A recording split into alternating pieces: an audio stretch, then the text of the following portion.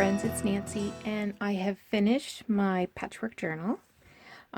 Just thought I'd do a little flip through right now. So it is about 9.5 inches by 6.5 inches.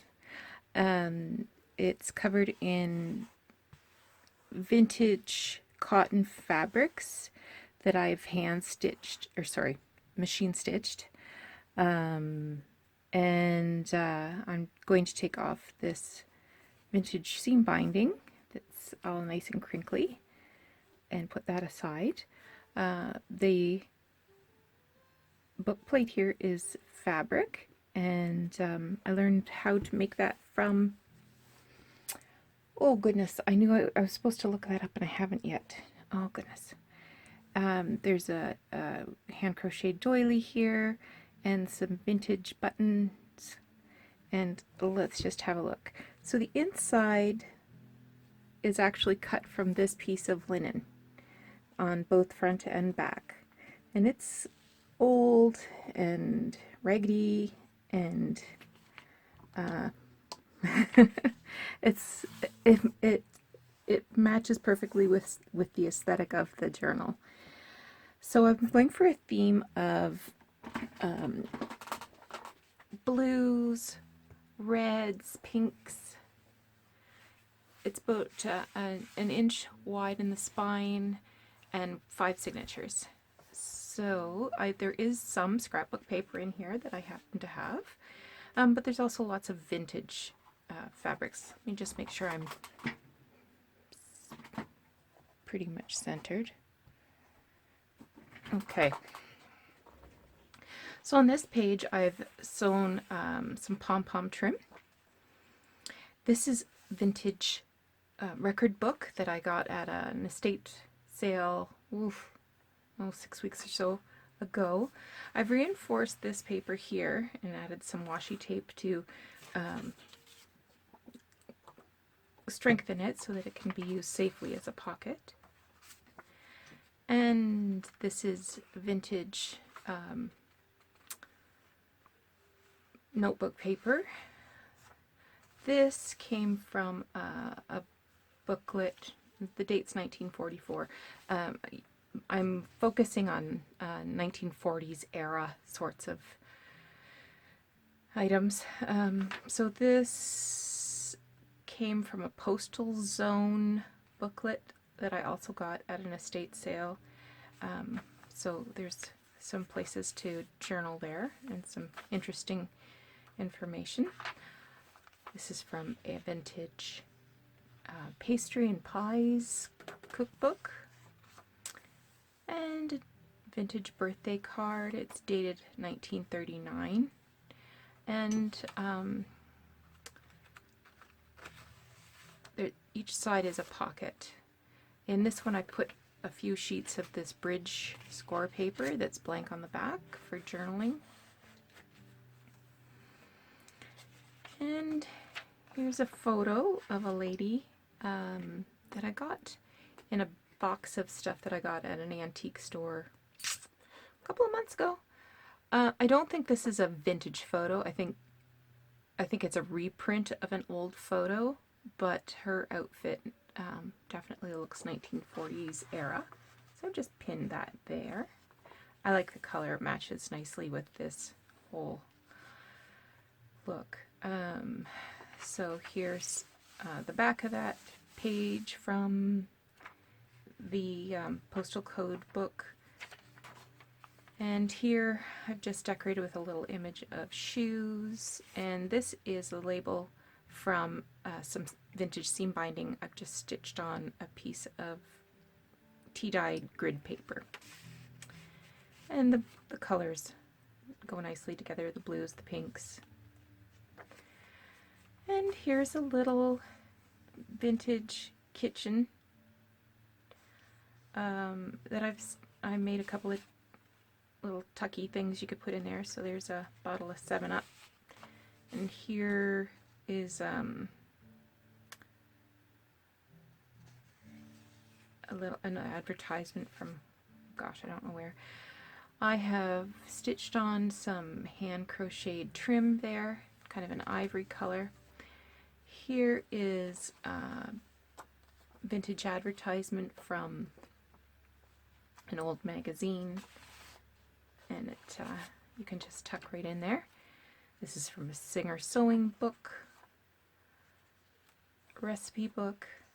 This is some old Dominion Atlantic Railway Company cash book ledger that has these handwritten notations. This is from a Dick and Jane reader. Note paper. Here's another book, or sorry, another vintage card. I love this pink. And again, both sides are open for pockets. Here, I've just got this top tuck. So this is from a vintage magazine, and I've just stuck some tea-dyed paper up there, as well as this image of a pretty blonde lady. Reader, ledger,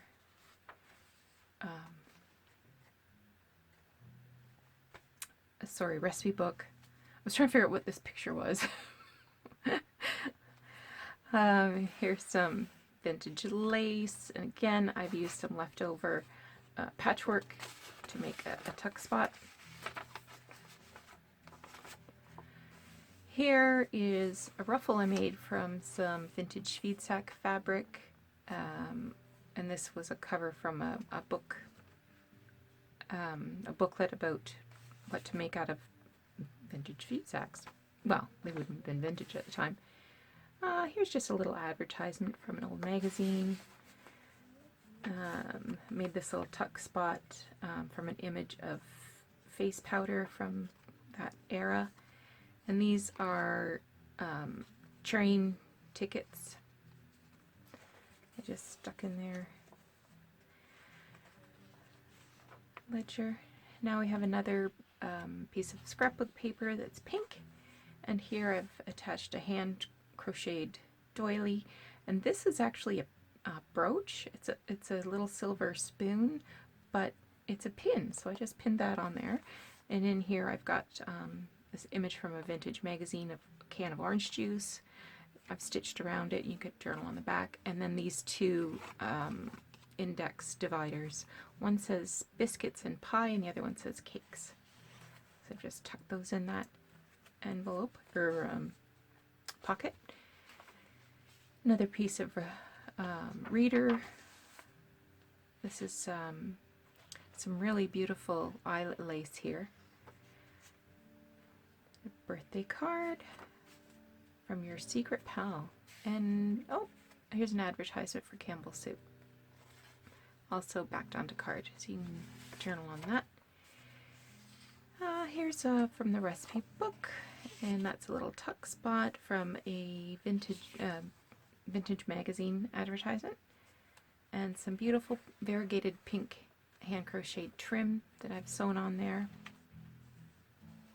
The reader, vintage notebook paper, and scrapbook paper.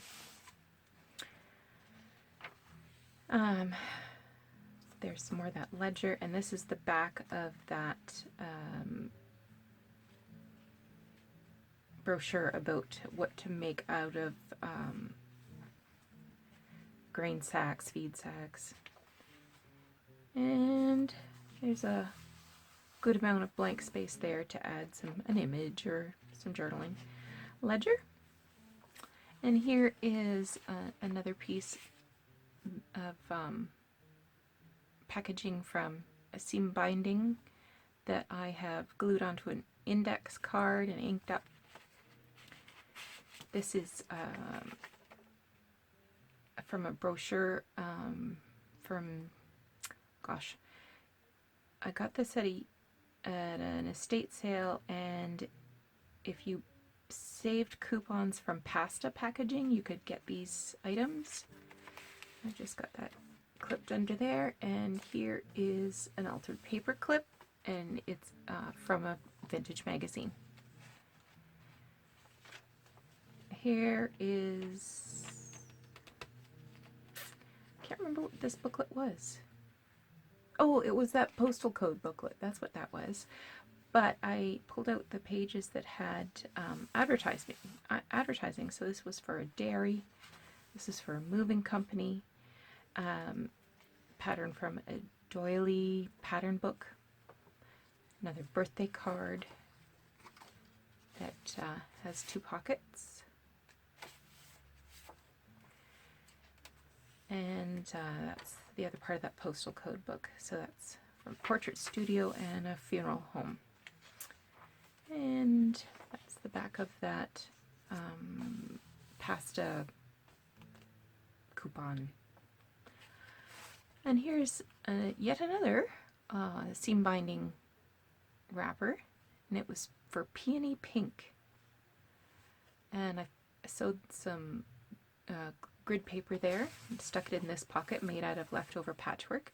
I added some lace, and this is a hand crocheted flower. And then this flips open. This is actually a wrapper for knitting needles. I just stuck that in there. So you could,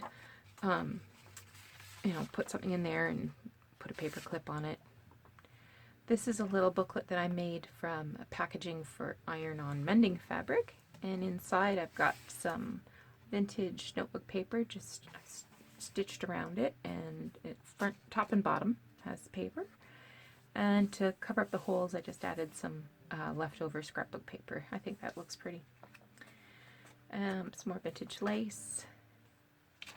This is from a brochure about cotton.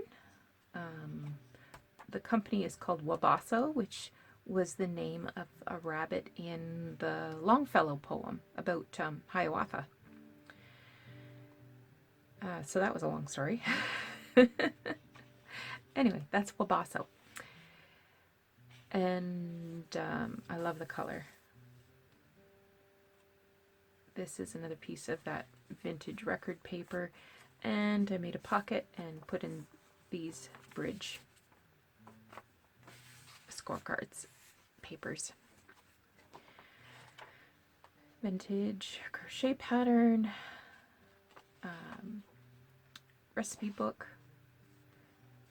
Here's another card, vintage card from 1948. And it says here, cake cutter. I bet this was for a wedding or a bridal shower. But they got a cake knife. This is a little image of the public library in Hamilton. What does this say?